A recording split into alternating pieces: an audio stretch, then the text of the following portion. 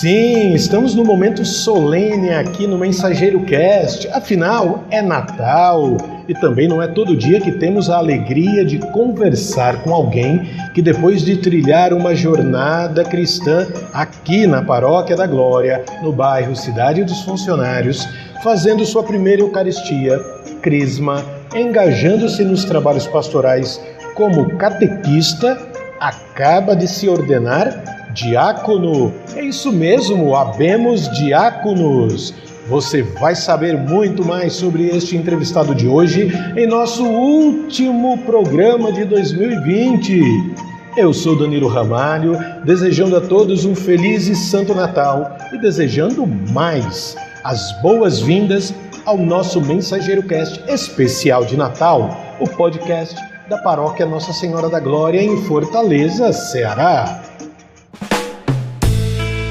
Aproveitando, se você ainda não se inscreveu nas redes sociais da PASCOM, faça isso agora e nos ajude a chegar a cada vez mais corações, a cada vez mais famílias. Você pode fazer isso e muito mais acessando o nosso novo site Paróquia Glória, tudo junto, paroquiagloria.org.br. Nele você tem acesso a tudo sobre a nossa paróquia, que pertence à Arquidiocese de Fortaleza, Ceará. Neste mesmo site você acessa o Facebook, Instagram, Twitter e o canal do YouTube. Vai lá! E aqui ao meu lado, na verdade, na minha frente, a jornalista e coordenadora da PASCOM da Paróquia Nossa Senhora da Glória, nossa amiga Patrícia Guabiraba. Olá, Patrícia! Feliz Natal! Como está sendo o seu Natal, Patrícia? Feliz Natal, Danilo. Feliz Natal a todos que nos escutam da nossa comunidade. Natal está sempre tudo na santa paz, graças a Deus, né? Mesmo com a saudade de alguns familiares que a gente ainda não pode estar tendo contato, né? Mas graças a Deus, Deus tem nos tocado, né? A participar de uma forma diferente nesse Natal. É verdade, o Natal bem diferente, Patrícia, daquele que nós estamos acostumados. Anos atrás, Patrícia fez uma entrevista com o nosso convidado de hoje, que está aqui, estou olhando para ele, quando ele estava ainda iniciando seus estudos no seminário. Inclusive, era o mês dedicado às vocações, o mês de agosto. Quando você, Patrícia, falou com ele, não foi? Você lembra dessa entrevista? Lembro bem. Era no ano de 2012, como você falou, né? Em agosto, o mês das vocações. E o nosso diácono João Frota tinha acabado de entrar no seminário, fazia ali 6 meses. Então, Danilo, eu fui convidada, né, por você para fazer então a nossa biografia do nosso diácono. Então, o diácono João Frota Melo, ele residiu aqui no bairro Cidade dos Funcionários desde criança, vindo a frequentar a nossa paróquia, a Paróquia Nossa Senhora da Glória, onde fez a primeira Eucaristia e a Crisma, e se engajou nos trabalhos pastorais, inclusive nas nossas capelas, né, que existiam na época. Foi aqui que o diácono participou do Encontro de Jovens com Cristo, EJC, e foi catequista de Crisma. Ele tinha amigos, namorado e uma carreira promissora à frente, mas Deus o chamou, tinha um propósito maior para a sua vida. Então ele ingressou no seminário em fevereiro de 2012, aos 27 anos, e após concluir os estudos, fez o seu estágio vocacional na paróquia São João Batista, em Morada Nova, no interior do Ceará. Foi ordenado diácono no dia 8 de dezembro deste ano, de 2020, na solenidade da Imaculada Conceição da Virgem Maria, em concelebração eucarística presidida pelo arcebispo Dom José Antônio, na igreja de São João do Tauape. Naquela data, a Arquidiocese de Fortaleza ganhou 13 novos diáconos. E o lema vocacional do diácono João Frota é: mostrai-me, ó Senhor, vossos caminhos, vossa verdade me oriente e me conduza. Extraído do Salmo 24. Então vamos lá, vamos nos atualizar sobre a missão assumida há quase uma década, depois de muito estudo, oração. Eis aqui então o nosso novo diácono, João Frota. Seja muito bem-vindo e um feliz e santo Natal para o senhor. Obrigado, Danilo, Patrícia, Feliz Natal a vocês dois, a todos os nossos ouvintes que estão nos acompanhando, nosso podcast nas redes sociais da nossa paróquia. É um prazer estar aqui com vocês hoje, depois de realmente quase uma década dentro de um processo vocacional longo. Estamos aqui com a graça de Deus já terminando uma etapa inicial de formação e entrando no que a igreja chama de formação permanente, que é a formação continuada depois dos estudos acadêmicos, que cada um de nós religiosos devemos fazer. Então é um prazer estar aqui com vocês hoje e eu desejo já de antemão que vocês tenham um santo e abençoado Réveillon, que seja um ano 2021 muito mais prazeroso, muito mais saudável, com muito mais alegria para todos vocês e quem nos acompanha também. Assim seja, né? Assim seja. Então vamos lá. A primeira pergunta, diácono, é aquela que muitos fazem ao conhecer uma pessoa que na sua juventude, né, foi chamada para abraçar uma missão tão bonita, que é o sacerdócio. Então, o que foi que despertou o jovem João a abraçar então essa tão linda missão? Na grande maioria dos homens que entram no seminário para serem padres, nós temos aqueles que desde criança têm aquela vontade, e aí só vai amadurecendo, e tem os meus casos, que nunca pensaram em ser padre, estavam vivendo uma vida tranquila, feliz, dentro como normal, saudável, mas de repente você escuta um chamado e algo muda na sua vida, e foi o que no caso aconteceu comigo em 2009. Eu era na época catequista de Crisma aqui, foi a primeira turma de Crisma já com o Padre Francisco. E durante um retiro que nós levamos a nossa turma em específico, para que eles pudessem se aprofundar um pouco mais na fé, na adoração ao Santíssimo daquele retiro eu escutei: eu quero que você seja padre. E eu estava assim, bem isolado, nós não estávamos na pandemia, mas bem afastado um dos outros. E isso me chamou a atenção, achei estranho, mas deixei passar. Nós, na época, a paróquia fazia no primeiro fim de semana do Advento o Cerco de Jericó, um fim de semana de Cerco de Jericó. E aí as pastorais eram escaladas, naquele período a gente ficava ainda a madrugada inteira, então era 3 dias realmente intensos de oração. E aí quando foi o horário da nossa pastoral estar, eu escutei novamente, isso já me incomodou, mas eu deixei para lá. Só que aí eu comecei a sentir um vazio, sabe, você tem um bom trabalho, tem uma faculdade. Eu estava fazendo mecatrônica industrial no que hoje nós chamamos de IFCE, que antigamente, na minha época chamava Cefet. Já tinha um nível intermediário de inglês e estava estudando japonês, porque na época o IFCE tinha uma parceria com a Universidade de Tóquio na área de robótica. Então eu tinha o interesse de concorrer a uma bolsa para fazer robótica no Japão, mestrado, doutorado lá, e já retornar ao Brasil já adentrando ao professor dentro do ensino federal, que era a proposta na época. Então, exigia um nível de inglês, exigia um nível de japonês, então eu já estava me preparando para isso. Começou a sentir aquela vazio, sabe quando você tem tudo, mas não é que nada lhe satisfaz, é porque você não encontra sentido de estar fazendo aquilo. Quando foi na Semana Santa do ano seguinte, nós tivemos muitas dificuldades com a turma de Crisma, imagine, foi a primeira turma, catequistas novos, que não se conheciam. A nossa paróquia, com a graça de Deus, sempre teve um número alto de crismandos. Então, nós tínhamos várias dificuldades, até mesmo de unidade e fraternidade entre os catequistas. E nós pedimos ao Padre Francisco que nos desse uma autorização especial para fazer uma adoração silenciosa na Sexta-feira Santa. E aí, nessa adoração, eu consegui escutar isso melhor. Eu quero que você seja padre. E isso começou realmente a me incomodar, porque eu lembrei do que tinha acontecido naquele primeiro retiro, lembrei do que havia acontecido, esse chamado novamente, durante o Cerco de Jericó, e agora na Sexta-feira Santa. No fim de semana da 8ª da Páscoa daquele ano, ia acontecer o retiro dos crismandos, porque eles iam ser crismados 2 semanas depois. O que foi que aconteceu? O pregador do retiro era o padre Rafael Maciel, que na época era o promotor vocacional da arquidiocese. Então o padre Francisco apresentou a nós e disse: não, esse aqui é o padre responsável pela entrada de novos seminaristas. E isso já me chamou a atenção naquele retiro. E durante a adoração ao Santíssimo, de lá novamente a adoração ao Santíssimo, e eu tinha tanta dificuldade de rezar diante do Senhor antes, que é tão interessante porque os meus chamados aconteceram sempre durante as adorações ao Santíssimo. Eu estou como se estivesse revivendo o fato. O padre estava andando com o Santíssimo, os catequistas estavam fora da capela, pelo contingente de crismando. E aí, na hora que o Santíssimo passou por mim, eu escutei: eu quero que você seja padre.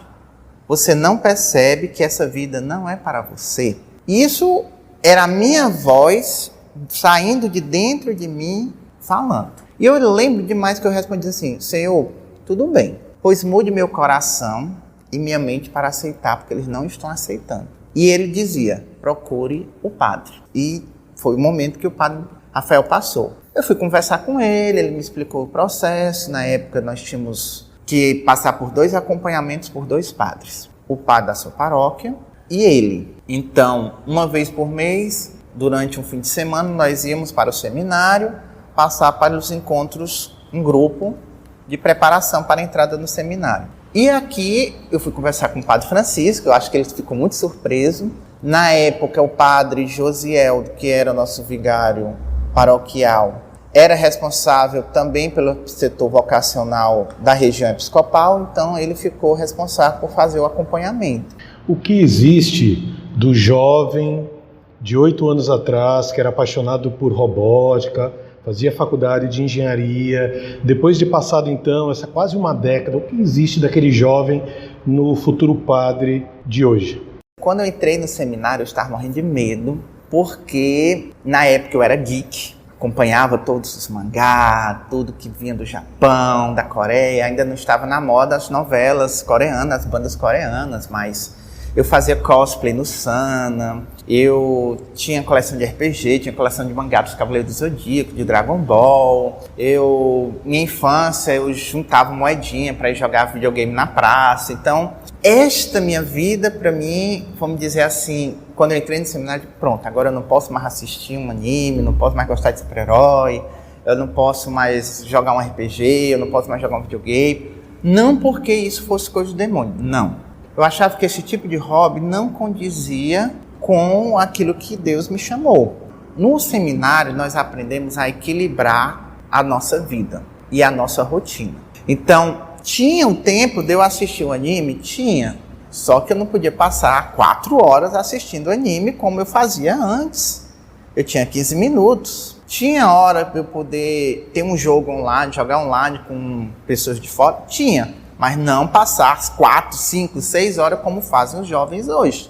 Eu tinha meia hora para o meu lazer pessoal, e aí meu lazer pessoal eu escolhi o que eu queria fazer.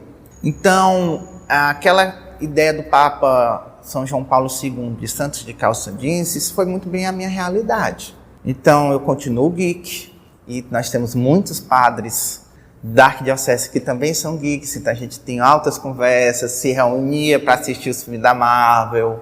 Então, isso é algo que carrego em mim, que, vamos dizer, dos meus hobbies que eu não perdi. Muitas coisas eu tive que mudar, por exemplo, dentro do processo de formação, é muito focado na sua formação humana, porque um bom padre é um bom ser humano. Se eu não sou um excelente ser humano, eu não presto para ser padre. Então é muito bem trabalhado a dimensão humana, a cura interior. Então isso teve que mudar muito em mim. Eu tinha vários problemas familiares que eu tive que ir curando e mudando durante o período formativo. Eu brinco dizendo que quando eu entrei no seminário eu não tinha nem o telefone do pároco, mas é verdade. Eu não tinha contato com o clero, eu era só o quê? Eu era um jovem que vinha dar o seu encontro, terminava e ia para a missa. Eu era um jovem, como muitos da nossa paróquia, que chegava no domingo, vinha dar o seu encontro de crisma, conversava com seus colegas, participava da missa, terminava, ia comer um sanduíche, ia comer uma pizza, chegava em casa, dormia no outro dia, ia trabalhar e depois ia para a faculdade. Nos fins de semana, se juntava um dinheirinho, ia para um barzinho, ia assistir um filme, ia para o Dragão do Mar, para os festivais de RPG que tinha na época na biblioteca pública. Então, eu tinha uma vida muito comum. O seminário leva a gente a outra rotina, então esta estrutura ficou sempre em segundo plano. Quer dizer, enquanto no meu dia a dia eu dedicava muito pouco tempo aos meus pais, dentro do seminário, como eu morava no seminário e só via meus pais no mês de julho e no mês de janeiro, era o período que eu dedicava a estar com eles. e estar na paróquia. Aqui, normalmente, as pastorais entram em recesso, mas eu estava presente eu fazia questão de pelo menos uma das 6 missas eu estar cada fim de semana, para que ao longo das minhas férias eu tenha estado em todos os horários de missa. E ver os meus amigos paroquianos que eu passava o ano letivo todo sem os ver. Então isso foi algo que fui construindo ao longo desses 8 anos, que não pertence mais ao jovem mecatrônico. Diácono, o senhor nos contou que foi catequista de primeira Eucaristia, também além de catequista de Crisma. Como o senhor pode traduzir para a gente essa experiência, então, de ensinar e testemunhar a fé às nossas crianças e jovens da nossa comunidade? Então, eu comecei realmente com a catequese de crianças, 9, 10 anos. E eu digo assim, eu não tinha tanto conhecimento, até porque o meu período de formação de catequista foram acontecendo depois. Então, a gente só tinha um livrinho para seguir. A primeira coisa é se fazer ao nível da criança. Então, eu não estar ali, eu não sentia que eu era a criança mais velha, não, eu era criança como eles. Então, eu tinha que brincar com eles, eu tinha que fazer que fosse divertido para eles estar ali, porque eles estavam ali por causa dos pais. O que eu diria para cada catequista de criança? Nenhuma criança ali, claro que tem as exceções, estão ali porque querem, estão ali porque os pais mandaram. Mas isso é a oportunidade que eu tenho para transformar esse desejo delas de estarem ali porque elas querem se encontrar com Deus. Então, fazer uma catequese lúdica, com seriedade, então sem perder tempo. Os encontros começam no horário correto, eles terminam no horário correto. Se importar com a situação familiar delas. Na época, no caso eu estava na Aparecida, nós já tínhamos muito caso de crianças que não tinham pai, ou que eram criadas pelos avós. Então, não era que, no máximo eu queria ser um irmão mais velho para elas, mas não dizer, olha, tu tem que fazer assim. Mas pelo menos para estar junto com elas, brincar junto com elas. Então foi um período muito rico na minha vida, que eu sou muito feliz por ter passado por ele. Com a Crisma, já é um pouco diferente. Com os adolescentes, nós temos muitas vezes que elevá-los. A gente tem que alimentar o ego deles, mostrar que eles são importantes, que eles são amados, para que eles se sintam bem de estar naquele local. Porque eles também não estão porque querem, estão porque os pais mandaram. Já com os adolescentes, então, você vai trabalhando temas mais fortes, que façam eles pensar. As crianças, você tem que criar confiabilidade com as crianças. Com os adolescentes é diferente. Não é uma questão de confiabilidade, é uma questão de sentimento. Você tem que criar vínculos sentimentais com os adolescentes. Isso é o mais importante do que a confiança, porque a criança vai acreditar no que você disser, até que alguém prove o contrário. O tio catequista disse isso e eu vou fazer isso. Então, tinha que ter o testemunho. Mas com os adolescentes, você tinha que ter um relacionamento afetivo mesmo. Então, nós tínhamos que fazer muitas dinâmicas, por exemplo, de abraços, de cura interior, porque eles vêm numa realidade, hoje, por exemplo, que eles passam o dia todo na escola e os pais ainda dão um PS5, um iPhone X12 para que eles possam se entreter e os pais ficarem com outros tipos de preocupações. Então, a carência humana deles é muito elevada. E aí eu sempre gostei de mexer com a palavra de Deus. Nas minhas turmas de catequese de criança, a gente sempre lia, mas sempre naquele estilo de contação de história. Já com os adolescentes, a gente já trabalhava um pouco diferente. A gente dava a palavra mesmo para eles ler, fazia jogos com muitas passagens bíblicas. Eu vim da formação da SPAC, né, a Escola Pastoral Catequética da Arquidiocese de Fortaleza. Então, trabalhar os símbolos, a decoração litúrgica, eram os mecanismos que a gente utilizava na Crisma aqui. No EJC, eu não posso falar muita coisa por causa do segredo, mas o EJC ele completava aquilo que você está na catequese, você está muito para o catequizando. E se você não tomar cuidado, você se esvazia, você não tem como falar das suas mágoas, das suas chateações. O EJC é o local ideal para isso. Os círculos do EJC eles são fundamentais para fazer você ter a base de fé, a base de família. Eu sou filho de casais de segunda união, vamos dizer assim, os divorciados recasados. Então, Aí eu tive vários problemas familiares durante a infância e a adolescência. Então, os pais não são exemplo de matrimônio, até porque eles não têm um sacramento. Então, ter aqueles casais do EJC, que são do ECC, acompanhando as nossas turmas de jovens, era um exemplo de casamento que eu queria ter, vamos dizer assim, que eu queria me espelhar. Então, o EJC ele vinha complementar toda aquela ação pastoral que a gente fazia aqui na nossa paróquia na época, e ainda hoje também. Estamos todos juntos no Mensageiro Cast especial de Natal, o podcast da PASCOM, a Pastoral da Comunicação da Paróquia Nossa Senhora da Glória, em Fortaleza, Ceará.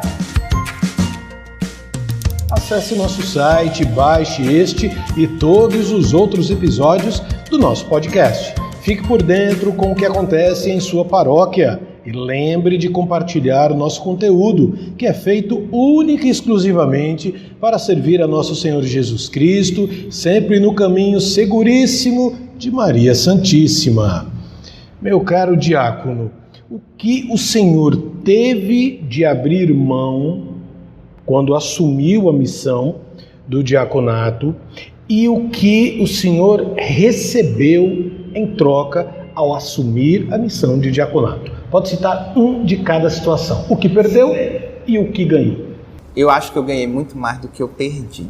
Quando eu entrei dentro do seminário, com todo aquele processo, a vida sexual ativa é uma perca. Então a gente tem que, dentro do processo, saber como lidar com os impulsos sexuais e pegar toda aquela energia vital que seria descarregada dentro de uma relação sexual, teria que ser utilizada de outras maneiras. Então isso é um fato. O desejo de constituir uma família carnal, esse desejo ele é transformado. Eu deixo de ter uma família carnal para ter uma família espiritual. Então, não vou dizer que é uma perca, mas é uma mudança. Eu tinha um sonho muito grande de morar só. Um desejo grande. E dentro da nossa realidade da arquidiocese, hoje quase todos os padres, eles moram com outros. Então, isso eu tive que deixar de mão. Eu tive que dividir sempre meus quartos com estranhos durante todo o processo formativo. Eu me tornei, por incrível que pareça, uma pessoa mais aberta. O meu nível de conhecimento interior cresceu muito, sem falar o conhecimento espiritual, o conhecimento social. Eu ganhei uma grande família, que é o clero da Arquidiocese de Fortaleza. A minha turma de ano, entramos 14, 8 desses sobreviveram o processo, 2 entraram junto conosco, mais 3 vindo da comunidade católica Shalom, então fechamos um grupo de 13. E assim, nós nos amamos. Quando eu não gosto de uma coisa, eu digo na cara deles, e eles respondem do mesmo nível, mas a gente se ama. Então, aprender que existem laços de amor que não sejam voltados ao impulso sexual, eu acho que isso foi uma coisa muito grande que eu tive que aprender. E uma outra coisa, a igreja tem vaga para todos. Nós não precisamos competir dentro da igreja para nada, nem por Deus. Não precisa competir por amizade, não precisa competir por nota, não precisa competir por ser padre. Todos ali podem ser padres. Não é porque eu tenho as melhores notas acadêmicas da turma que eu vou ficar na melhor paróquia, na pior paróquia. Não é porque eu sou o doutor em espiritualidade que eu vou... Não é porque eu sou um doutor em espiritualidade, um exímio pregador de retiros, que faz todo mundo chorar, que eu vou estar numa paróquia melhor, uma pior, dentro da cidade, numa favela, ou numa comunidade rural. Não. Você tem que estar aberto à ação de Deus e aceitar que aquilo que os seus superiores dizem é da vontade do Espírito Santo para você. Diácono, na nossa entrevista lá em 2012, o senhor chegou a fazer um pequeno desabafo porque estava ingressando no seminário com 27 anos e seria ordenado padre com 37, nessa faixa, na época que o senhor falou, né? E aí, o senhor já via que muitos dos colegas padres já estavam se ordenando com 28 anos. Isso deixou de ser um peso para o senhor? Isso foi superado? Se eu dissesse que foi superado, eu estaria mentindo, né? Eu moro com o meu pároco atual, do Aruaru, ele tem 37 anos, então ele é um ano mais velho do que eu. Nós fomos conterrâneos no seminário. Então, enquanto eu estou tentando ainda ser padre, ele já tem 6 anos de padre. E assim, dentro do seminário, eu sempre fui um dos mais velhos. Então, eu não tenho assim medo de dizer que eu tive que desacelerar meu processo de amadurecimento humano para poder acompanhar a minha turma. No mundo atual, nosso amadurecimento às vezes tem que ser muito rápido.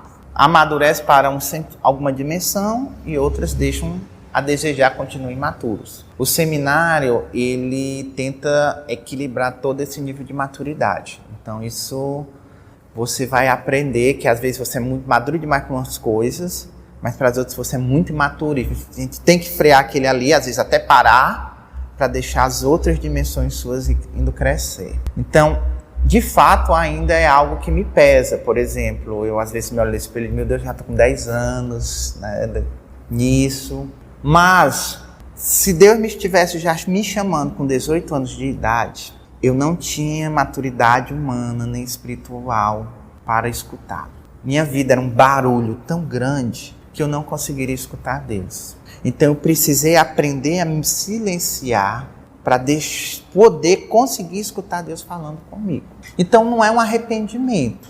Na realidade, eu tentei viver esses 10 anos o melhor que me foi possível.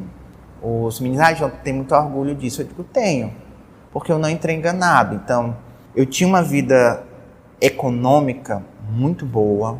Eu trabalhava com mecatrônica, mesmo antes de se formar eu já trabalhava. Eu me sustentava, então eu tinha minha casa, eu tinha meu transporte. Eu já estava juntando dinheiro para ir para o outro lado do mundo. Eu tinha contato com estrangeiros, então já tinha uma fluência em outros idiomas. Então, eu não entrei na igreja para usufruir dos bens materiais da igreja. E isso eu tive que dizer para o meu diretor espiritual quando eu entrei no seminário, que eu disse, olha, há 6 meses atrás eu ganho o mesmo que o senhor ganha hoje. Então, eu não entrei para conseguir dinheiro. Agora, claro, uma pessoa que entra com 18, 19 anos, ele ainda está num processo de maturidade humana grande. Ele ainda tem aqueles impulsos hormonais, a nossa acorda com uma espinha estourada e tem dificuldade de acordar cedo, acha às vezes que os padres formadores são um pai e uma mãe. Eu já entrei velho nesse sentido. Então, todas essas crises de adolescentes que estão começando a vida adulta eu já tinha superado. Então, em compensação, às vezes, eu tive pessoas com uma espiritualidade, um nível de fé grande que eu, às vezes, me sentia com vergonha. Dizer, eu já estou com 27 anos e eu não sei quase nada da igreja. Olha, esse menino tem 19 anos e já leu não sei quantos santos. Então, aos poucos, a gente vai descobrindo os nossos potenciais religiosos e vai aprendendo a amá-los. E sabe das nossas dificuldades e precisa aprender a pedir ajuda aos seus irmãos, presbitério, para eles lhe ajudar a suprir essas suas necessidades. Porque nós não somos Deus, que sabe tudo e atende tudo. Cada um de nós tem habilidades, expertises próprias. Então, isso ainda é um peso. Assim, é algo que precisa ser continuamente maturado. Até porque a minha turma, eu ainda sou um dos mais velhos da minha turma. O mais novo tem 9 anos de diferença para mim. Então, querendo ou não querendo, a gente ainda tem aquela coisa, porque você é mais velho, que você não aguenta esse tipo de brincadeira, dá 11 horas da noite você quer dormir, eles ainda querem ficar até 1 hora, 2 horas da manhã conversando, e eu digo, não, eu tenho que dormir, porque eu não tenho mais pique para isso. Quando eu tinha a idade sua, eu tinha pique para isso, eu ia carro até 3, 4 horas da manhã acordado numa festa, hoje eu não tenho mais. Terminou a missa de Natal, eu digo, por mim eu tomava um copo de leite e ia dormir. Então, ficar até 4 horas da manhã festejando não é mais a minha realidade. Mas por quê? Porque eu vivi bem as etapas. Eu vivi bem a adolescência, eu vivi bem o início da juventude. Eu vivi bem a estrutura do seminário. Para quê? Para não ficar querendo voltar num passado ou resgatar coisas para o hoje. Não. Hoje eu estou no próximo nível. Então, isso para mim é os pontos positivos, pontos negativos daquela realidade. Eu sofri muito em relação a isso ao longo dos 8 anos de formação. Então o senhor deve se ordenar padre daqui a 6 meses, é isso? Eu não sei. Canonicamente falando, o direito canônico estabelece um mínimo de 6 meses.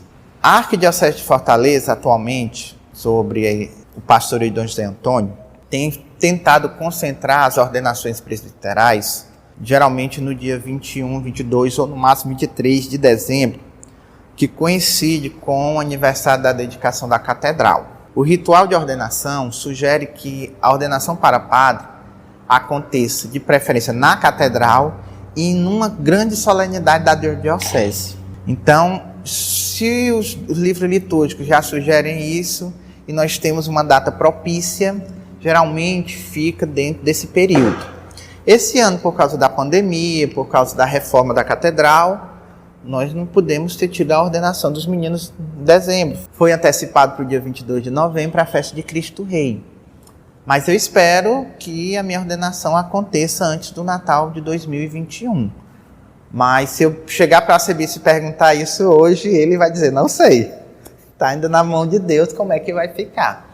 Teve um momento em que o senhor falou sobre, na sua juventude, estar mergulhado em barulhos. Isso há quase uma década atrás ou uma década atrás. Imagine hoje em dia, esses jovens estão com certeza mergulhados em tantos barulhos quanto ou mais ainda. As curtições, as redes sociais, as curtidas, os compartilhamentos, selfies, etc, etc. Então, todo esse barulho, como um jovem pode escutar o chamado da vocação, e não só a vocação religiosa, mas a vocação mesmo de ser um pai, de ser uma mãe, no meio do barulho, como escutar a voz de Deus? A primeira coisa que o jovem precisa saber é que ele tem que estar aberto à ação do Espírito Santo. Se eu não deixar o Espírito Santo agir em mim, não tem nada. Você não vai ser um bom pai, você não vai ser um bom esposo, você não vai ser um bom padre, você não vai ser um bom religioso, você não vai ser um bom cristão, você não vai ser nem um bom ser humano. Se você não deixar que o transcendente atue, lhe direcione, lhe mostre o caminho, nada vai dar certo. Hoje, com a tela do celular e os fones de ouvidos, o jovem é muito concentrado em um único ponto. Só que ele perde a sensação do entorno. Se a gente for pegar os jovens do passado, antes da televisão, eles tinham dificuldade de se concentrar num ponto, mas eles se concentravam muito bem no entorno.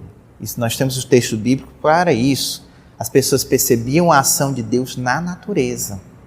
E Deus fala na natureza, principalmente no ser humano, que é a imagem e semelhança dele. O jovem precisa ele aprender a encontrar mecanismos para que ele possa escutar Deus que está falando no seu ambiente.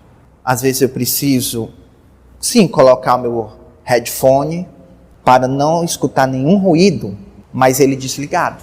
Isso é uma técnica? É uma técnica. Bota o teu headset, vai no teu ônibus para a tua escola, deixa ele sem tocar música, deixa ele desligado, para tu poder pensar, refletir, deixar aquele espírito que está em ti começar a te falar, começar a te questionar. Então é uma técnica prática. Você não precisa estar se enchendo de música todo o tempo. Precisa ir, eu vou dormir, eu tenho que botar uma música, eu tenho que botar um som da natureza para dormir, eu tenho que botar uma música religiosa para dormir. Não. Procura dormir no silêncio. O jovem, o adulto e o idoso precisa aprender a contemplar o silêncio, porque é no silêncio que Deus fala. Uma outra técnica que eu diria, hoje nós estamos poluídos de informações religiosas. Diferente da minha época, nós não tínhamos as televisões católicas que nós temos hoje, nós não tínhamos a chuva de lives de formação que nós temos hoje. Então, hoje, até aquilo que o padre da sua paróquia fala, você questiona se é verdade ou não. Obediência. Você precisa acreditar, e isso é uma obediência, que Deus age naquele superior. Que Deus age no Papa, que Deus age no Bispo, que Deus age no seu pároco, que Deus age no seu catequista, que Deus age... Nós estamos hoje, festa da Sagrada Família, que Deus age no seu pai e na sua mãe. Mas, meu pai e minha mãe faz errado. Mas pode ser que Deus esteja mostrando que aquilo não é para que você continue fazendo. Mas não é por isso que você tem que quebrar o respeito que seu pai tem. Porque ele sempre vai ser o teu pai. Ela sempre vai ser a tua mãe, pela pior pessoa que seja.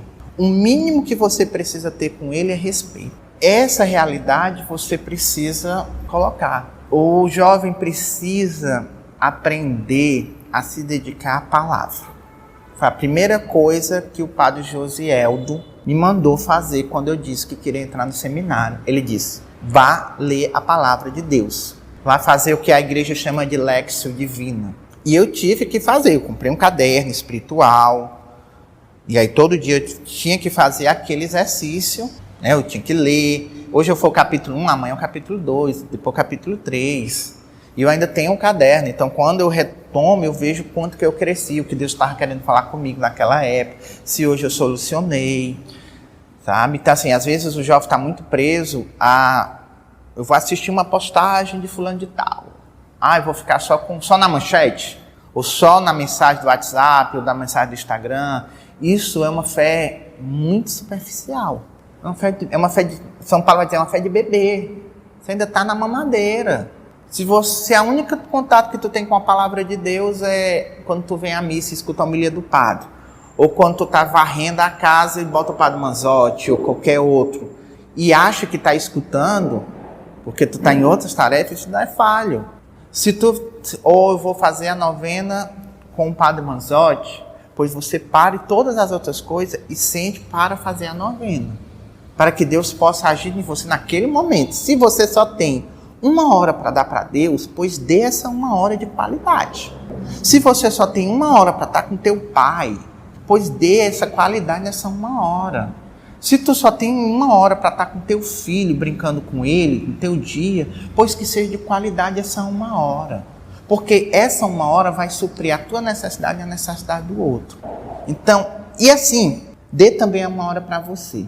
Todos nós precisamos pelo menos de 1 hora só conosco. Sem esposo, sem esposa, sem filho, sem trabalho, sem pastoral. Você precisa aprender a ter o seu tempo. Porque senão você vai viver em ansiedade, você vai ter crises, você vai ter depressões, você vai ter medos, vai ter neuras e vai tentar suicídio. Fazer o que deves e estar naquilo que faz. Uma frase muito conhecida de São José Maria Escrivá. Isso mesmo. Para a gente encerrar então, que mensagem o senhor deixaria para os jovens, os bem jovens e até os mais maduros, como foi o seu caso, que ainda tem aquela duvidazinha no coração, sentem aquele chamado forte para a vocação, mas ainda estão se fazendo assim meio de surdos. Que mensagem o senhor deixaria? Se você está na dúvida, procure o seu pároco, diga que está na dúvida. O seu pároco vai lhe orientar, vai lhe passar exercícios espirituais para lhe ajudar no seu discernimento. Não é porque você entrou no seminário que você vai ser padre. Você está no caminho de formação, como eu disse. O que mais o seminário me ajudou foi numa formação humana. Então, você entra no propedêutico, a palavra propedêutico é casa de iniciação, você está ali para ser iniciado no processo. Não é aquilo que eu queria, tudo bem, você vai retomar suas atividades, não volte pensando que é um perdedor, não. Você está descobrindo o que é que Deus quer de você. E pelos excessos de barulhos, às vezes você cria em você uma imagem de um Deus falso. Que você acha que é Deus que está falando, mas não é. É a vontade da sua pastoral, é a vontade, às vezes, do seu padre, é a vontade da sua família, às vezes até a tua única vontade. Então, se você está na dúvida, converse com seu padre, procure seu padre, faça o direcionamento para o seminário, para você passar nos processos, nos primeiros anos. E eu lhe digo, para passar 8, 10 anos dentro de um processo, tem que ter vocação. Se não tiver vocação, você não consegue. Agora você precisa ser sincero consigo, sincero com Deus e sincero com a igreja. Este foi o Mensageiro Cast especial de Natal, o podcast da Pascom, a pastoral da comunicação da paróquia Nossa Senhora da Glória, em Fortaleza, Ceará, o último de 2020. Com as considerações finais, o nosso caro diácono João Frota. Então, meus caros ouvintes, Danilo, Patrícia, eu agradeço o convite, essa oportunidade de atualizar, né, nosso histórico na paróquia. Eu desejo a vocês um ano com muita paz, tranquilidade. Não se preocupem com a pandemia, se preocupem em de permanecer amigos de Deus, porque o Senhor não quer nada mais para você do que a sua salvação. E se para você chegar ao céu, você precisa sofrer um Covid, você vai sofrer. Se você, para chegar no céu, precisa passar por sofrimento, você vai sofrer. São Paulo diz que a criação geme como quem está em dores de parto. E eu posso dizer a vocês que a nossa vida neste mundo é como uma pessoa grávida. Nós estamos sendo geridos para a nossa realidade real. Nós estamos sendo geridos para viver a vida eterna. Tenham sempre isso em mente. Deus não quer nada mais do que a nossa felicidade. E a nossa real felicidade é estar junto de Deus. Não importa a situação que você esteja, existencial. Tente sempre manter a sua amizade com Deus. Você nunca vai se sentir abandonado. Você vai passar por sofrimento, vai passar por preocupações, mas aí quando você consegue se silenciar, você consegue sentir uma pequena chama em você que lhe aquece. Você diz, eu não tenho força, mas aquela chama lhe aquece, lhe faz ficar em pé, lhe dá uma força que você não sabe de onde. Hoje eu consigo entender um pouco melhor aquilo que São Paulo diz, que não é mais eu quem vive, mas é Cristo quem vive em mim. Porque você, na realidade, se deixa tornar-se Cristo para o outro. E tenha paciência consigo. Nós somos seres humanos, nós vamos crescendo, aprendendo cada um dos dias. Então sempre tenha paciência com você mesmo. Se ame, se cuide. Porque se você não se amar, você não é capaz de amar ninguém, nem mesmo Deus. Eu desejo a todos um santo e abençoado Natal. Um abraço a todos os paroquianos. E se Deus quiser, eu gostaria de contar com a presença de todos na minha ordenação presbiteral em 2021, com a graça de Deus. Maravilha! Com certeza. E eu me despeço também agradecendo a presença do nosso diácono, João Frota, que é um filho aqui da nossa comunidade e que para a gente é motivo de grande alegria acompanhar a sua trajetória e continuaremos acompanhando com grande carinho. Muito obrigado, Patrícia Guabiraba, muito obrigado, meu caro diácono, pela presença. Se você gostou deste conteúdo especial e acredita que ele pode ajudar outras pessoas a crescerem no caminho da santidade, então compartilha. Afinal, é para isso que estamos aqui, servir, fazendo tudo por Cristo, com Cristo e em Cristo. Continue tendo um feliz e santo Natal e um abençoado 2021, como falou o nosso caro diácono João Frota, que será lindo, pois é um ano dedicado a São José. Dedicação feita pelo Papa Francisco através da carta apostólica Patris Corde, Coração de Pai, um verdadeiro presente para a Santa Igreja Católica. São José, rogai por nós. Amém. Sobe os créditos.